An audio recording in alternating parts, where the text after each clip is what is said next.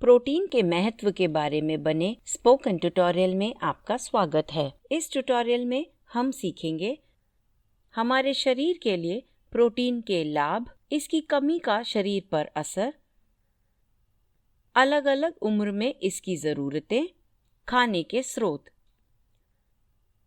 Protein हमारे शरीर के लिए बहुत ज़रूरी पोषक तत्व है। यह 22 अमीनो एसिड से बना है। 22 में से 9 अमीनो एसिड ज़रूरी हैं। ये हमारे शरीर में खुद नहीं बनते, इसीलिए इन्हें खाने के ज़रिए लेना पड़ता है। बाकी के 13 शरीर द्वारा बनते हैं। अब मैं आपको संक्षेप में अमीनो एसिड के बारे में बताऊंगी। अमीनो एसिड कार्बनिक यौगिक होते हैं जो प्रोटीन बनाने के लिए जुड़े होते हैं। Lysine, leucine, histidine, methionine, tryptophan कुछ अमीनो एसिड हैं। प्रोटीन को 2 प्रकारों में बांटा गया है। वे हैं पूर्ण प्रोटीन और अपूर्ण प्रोटीन। उनके बीच का फर्क खाने में मौजूद अमीनो एसिड पर निर्भर करता है। पूर्ण प्रोटीन वे हैं जिनमें 9 ज़रूरी अमीनो एसिड हैं। सभी मांसाहारी खानों में पूर्ण प्रोटीन है, जैसे कि चिकन, अंडे, मछली और मांस। ऐसे ही दूध व दूध से बनी चीज़ें पूर्ण प्रोटीन का जरिया है। अपूर्ण प्रोटीन में पर्याप्त मात्रा में एक या एक से अधिक ज़रूरी अमीनो एसिड नहीं होते। ज़्यादातर शाकाहारी खानों में अपूर्ण प्रोटीन होते हैं, जैसे कि दालों में, अनाज, दाने और बीजों में। इन सब में से सोयाबीन प्रोटीन का सबसे अच्छा शाकाहारी उदाहरण है। प्रोटीन मांसपेशियों की वृद्धि, मरम्मत व सही देखभाल के लिए भी लाभदायक हैं। ये खून में शक्कर के स्तर को काबू में रखता है, रोग प्रतिरोधक शक्ति बढ़ाता है। प्रोटीन से भरपूर खाना भूख को कम करता है और काफी समय तक हमें भरा हुआ महसूस होता है। इससे सही वजन बनाए रखने में भी मदद मिलती है। इसके 2 और काम हैं: पाचन में मदद और विषैले पदार्थों को तोड़ना। यह दिमाग तक संकेतों को ले जाने में भी मदद करता है। शरीर में पोषक तत्वों को लाने ले जाने और एक जगह इकट्ठे करने के लिए भी प्रोटीन की जरूरत पड़ती है। आइए अब हम प्रोटीन की कमी के संकेत और लक्षणों को समझें। प्रोटीन की कमी की एक पहचान है भ्रूण का विकास कम होना। बच्चों में इसकी कमी से वेस्टिंग और स्टंटिंग हो सकते हैं। इससे शरीर का वजन कम हो सकता है। ऐसे में शिशुओं को अलग अलग बीमारियों का खतरा होता है। शिशु के सही विकास न होने के कारण उसके दिमाग का विकास भी सही न होने का खतरा होता है। आगे जाकर शिशुओं में अच्छी तरह विकास न होने पर उनमें मधुमेह होने का खतरा होता है। उनके बड़े होने पर उच्च रक्तचाप भी हो सकता है। उम्र में बड़े लोगों को प्रोटीन की कमी से मांसपेशियों को नुकसान होता है। वे थकान भी महसूस कर सकते हैं। उनमें कमजोरी और बीमारी होने का खतरा होता है। चेहरे पर झुर्रियां पड़ना और बालों का झड़ना इसके अन्य उदाहरण हैं। अलग अलग उम्र के लोगों की हर रोज की अलग अलग ज़रूरतें हैं। इस ट्यूटोरियल में प्रोटीन की मात्रा की सलाह क्षेत्र में देखे गए मूल्यों के आधार पर दी गई है। नवजात से 12 महीने के शिशुओं के लिए यह 1 से 2 ग्राम प्रति किलोग्राम उनके शरीर के वजन के बराबर होता है। 1 से 3 साल के शिशुओं के लिए 16 ग्राम प्रोटीन की ज़रूरत होती है। 4 से 6 साल के बच्चों के लिए 20 ग्राम प्रोटीन की ज़रूरत होती है। 7 से 9 साल के बच्चों के लिए 29 ग्राम की सलाह दी जाती है। 10 से 12 साल तक के बच्चों के लिए 40 ग्राम की ज़रूरत होती है। किशोरों के लिए 52 से 62 ग्राम की सलाह दी जाती है। गर्भवती महिलाओं के लिए 78 ग्राम और स्तनपान कराने वाली माँओं के लिए 68 से 74 ग्राम प्रोटीन की सलाह दी जाती है।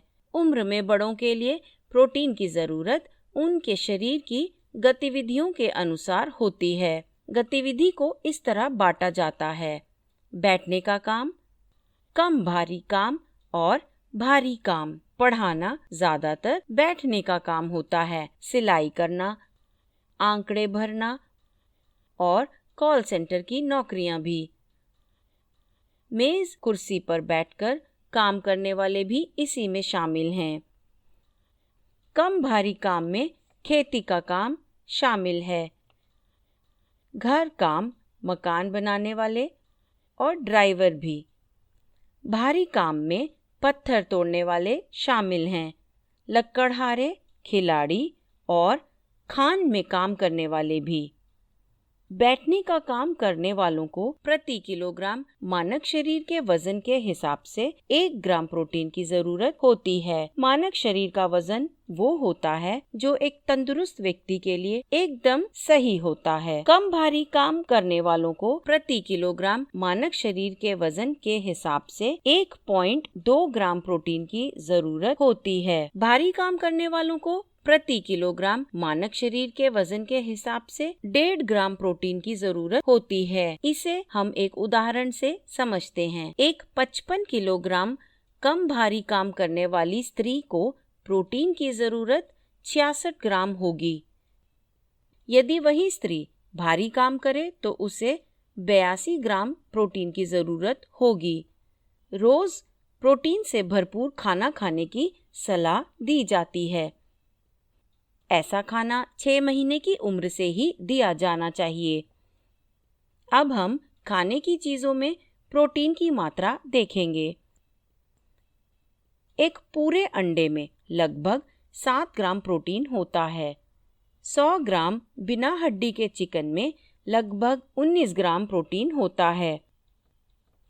ऐसे ही 100 ग्राम मछली में लगभग 20 ग्राम प्रोटीन होता है। 250 मिलीलीटर गाय के दूध में लगभग 8 ग्राम प्रोटीन होता है। 250 मिलीलीटर गाय के दूध से बने दही में लगभग 8 ग्राम प्रोटीन होता है। गाय के दूध से ही बने 45 ग्राम पनीर में लगभग 8 ग्राम प्रोटीन होता है। 20 ग्राम दानों व बीजों में लगभग 4 ग्राम प्रोटीन ही होता है। 30 ग्राम कच्ची सोयाबीन में लगभग 11 ग्राम प्रोटीन होता है। 30 ग्राम कच्ची फलियों में लगभग 5 ग्राम प्रोटीन होता है। 30 ग्राम कच्ची दाल में लगभग 4 ग्राम ही प्रोटीन होता है। 30 ग्राम कच्चे सफ़ेद चावल में लगभग 2 ग्राम प्रोटीन होता है। 30 ग्राम कच्चे कंगनी में लगभग 4 ग्राम प्रोटीन होता है। 30 ग्राम गेहूं के आटे से बनी एक रोटी में 3 ग्राम प्रोटीन होता है। ज्वार और बाजरे की रोटी में लगभग 3 ग्राम प्रोटीन होता है। एक मिसी रोटी में 4 ग्राम प्रोटीन होता है। मिसी रोटी बेसन और गेहूं का आटा बराबर मात्रा में लेकर बनाई जाती है। शरीर शाकाहारी खाने में मौजूद प्रोटीन की तुलना में मांसाहारी खाने के प्रोटीन को ज़्यादा सोखता है। ऐसा इसीलिए है क्योंकि मांसाहारी खाने में पूर्ण प्रोटीन होता है। पूर्ण प्रोटीन में सभी ज़रूरी अमाइनो एसिड होते हैं। प्रोटीन की गुणवत्ता मांसाहारी खाने में बेहतर होती है शाकाहारी खाने के मुकाबले। प्रोटीन की गुणवत्ता को DIAAS विधि द्वारा जांचा जाता है। DIAAS digestible indispensable amino acid score होता है। ये खाने में पचने योग्य अमाइनो एसिड और जरूरी अमाइनो एसिड का अनुपात है। इसका अंक 0 से 1 तक दिया जाता है। 1 सबसे ज़्यादा और 0 सबसे कम होता है। आइए हम कुछ खाने की चीज़ों के पाचन शक्ति के अंक देखें। अंडे के पाचन शक्ति का अंक है 1.18। फैट से भरपूर दूध के पाचन शक्ति का अंक है 1.32। मटर का अंक है 0.64। सफ़ेद छोले का अंक है 0.66। पके हुए चावल का 0.59 अंक है। गेहूं का अंक है 0.43। भुनी हुई मूंगफली का पाचन शक्ति अंक है 0.43। जैसे कि पहले भी बताया गया है, शाकाहारी खाने में अपूर्ण प्रोटीन होते हैं। अनाज में लाइसिन कम और दालों में मेथियोनिन कम होते हैं। इन्हें एक साथ खाने से अमाइनो एसिड की कमी की भरपाई होगी। अनाज और दालों को एक साथ खाने से प्रोटीन की मात्रा में सुधार होता है। इसे प्रोटीन की पूर्ण क्रिया कहा जाता है।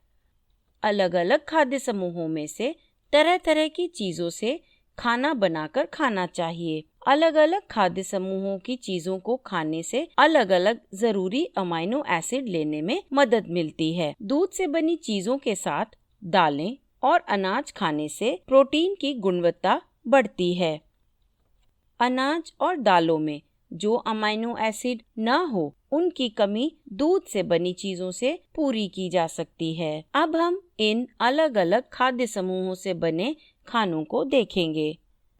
रायते के साथ बाजरे की खिचड़ी, कढ़ी चावल और पनीर पराठा कुछ उदाहरण हैं। दही के साथ थाली पीठ और दही के साथ ही राजमा चावल अन्य उदाहरण हैं। अनाज या बाजरा को मांसाहारी खाने के साथ खाने से भी प्रोटीन की मात्रा बढ़ती है।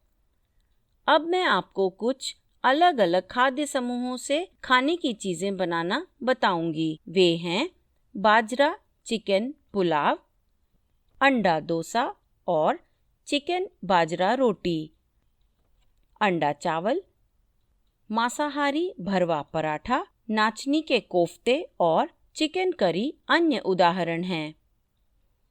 इनके अलावा हम अन्य खाद्य समूहों की चीज़ें भी इस्तेमाल कर सकते हैं, जैसे दही चावल, पालक पनीर की सब्ज़ी, नारियल दही की चटनी इसके कुछ उदाहरण हैं।